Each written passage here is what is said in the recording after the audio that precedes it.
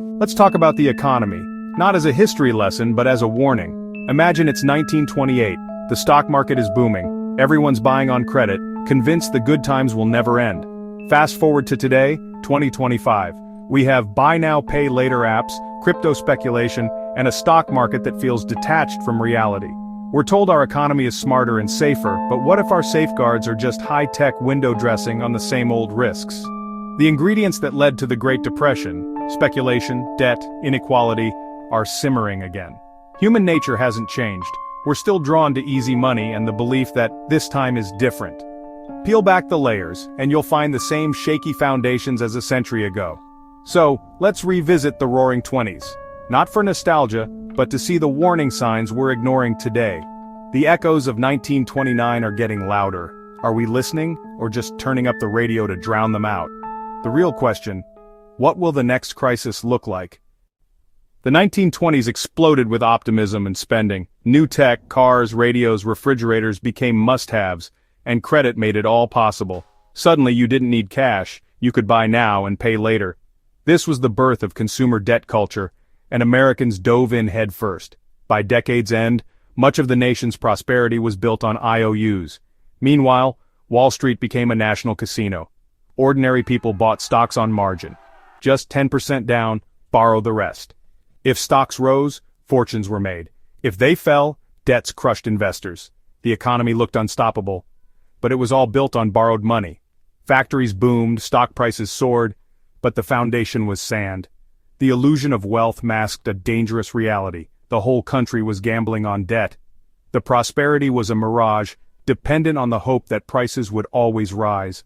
Underneath, the structure was fragile and ready to collapse. The nation had gone all in on a very risky bet, and the stakes couldn't have been higher. While Wall Street partied, most Americans were left behind. By 1929, the richest 0.1% had as much income as the bottom 42%. The wealth gap was a gaping wound, not a rising tide. Companies kept profits for shareholders, not workers, so wages lagged far behind productivity. To keep the machine running, workers were pushed to buy on credit. The economy became a debt-fueled loop. The rich got richer, the rest got deeper in debt. Prosperity depended on people taking on more and more debt. When that stopped, the system was doomed. Warehouses filled with unsold goods, car sales slowed, and construction stalled. Cracks appeared, but most ignored them, hypnotized by the stock market's rise. The real economy was already crumbling beneath the surface. The warning signs were there, just nobody wanted to see them. The crash came fast. In fall 1929, the market wobbled, then plunged on Black Thursday. Bankers tried to stop the panic, but confidence was gone. Black Tuesday hit. Everyone rushed to sell. Fortunes vanished in hours. Those who bought on margin lost everything and owed even more. The crash wasn't the cause of the Great Depression, but the trigger. It exposed years of rot debt, speculation, and inequality. With savings wiped out, spending stopped, demand collapsed. Factories cut jobs, unemployment soared, and the spiral deepened. Banks failed, depositors lost everything, and panic spread. Bank runs destroyed even healthy banks. The economic engine seized up, plunging America into its darkest era. The party was over, and the bill had come due. The illusion of endless prosperity shattered overnight. The consequences would last for a generation. Jump to 2025. Does any of this sound familiar? We're living in the most indebted era ever. Household, corporate, and government debt at record highs. Debt isn't a risk anymore. It's a way of life. Wages have stagnated, but the pressure to consume has only grown. People buy homes, cars, and even groceries on credit. Credit card balances and auto loans are at all-time highs. Student debt is a trillion-dollar anchor. Most Americans are one missed paycheck from disaster. Corporations have binged on cheap debt, not to innovate, but to buy back stock and boost share prices. It's 1920s speculation, repackaged for the 21st century. The economy looks strong on the surface, but it's all built on borrowed money. Inequality is worse than ever, and speculation is rampant, just in new forms like meme stocks and crypto. We've rebuilt the same house of cards, just with shinier materials, and we're acting just as surprised when the cracks start to show. The warning signs are everywhere. Are we paying attention? Let's break down today's debt machine. Credit cards are the 1920s installment plan on steroids, over $1 trillion in high-interest debt. Buy now, pay later apps make it even easier to overspend. Student loans? nearly $2 trillion, trapping young people in debt for life. It delays home buying, families, and retirement, a drag on the whole economy. Corporations are just as hooked, borrowing trillions for stock buybacks, not real investment. CEOs and shareholders get richer, but companies become more fragile. The U.S. government is the biggest debtor of all, over $34 trillion and counting.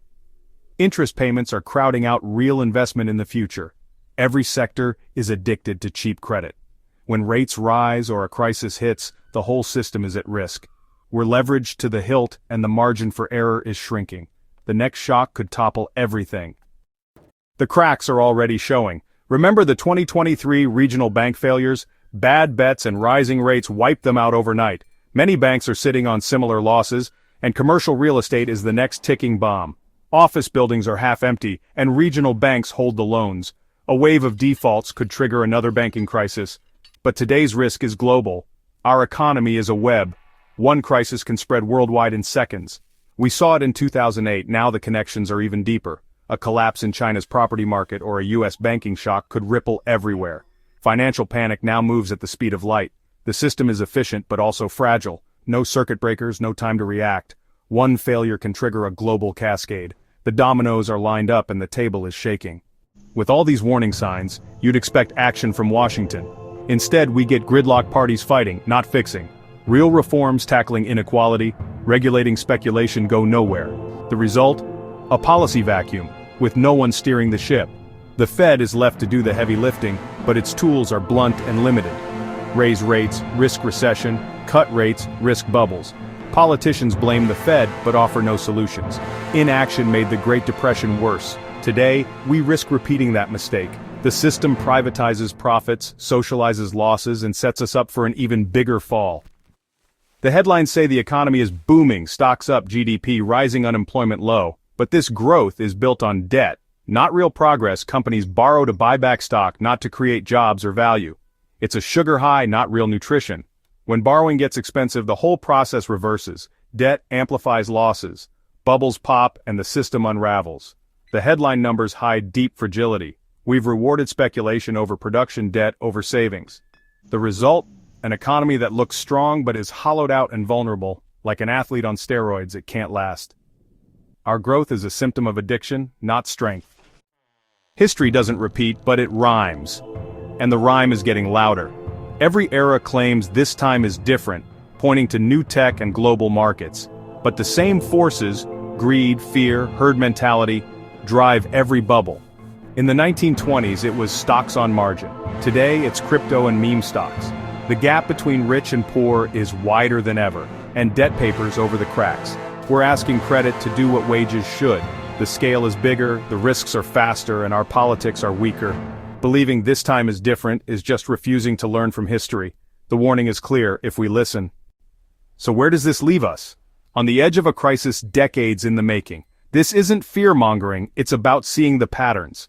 Debt inequality and speculation are more powerful than ever. The system is fragile and the official story hides the risks.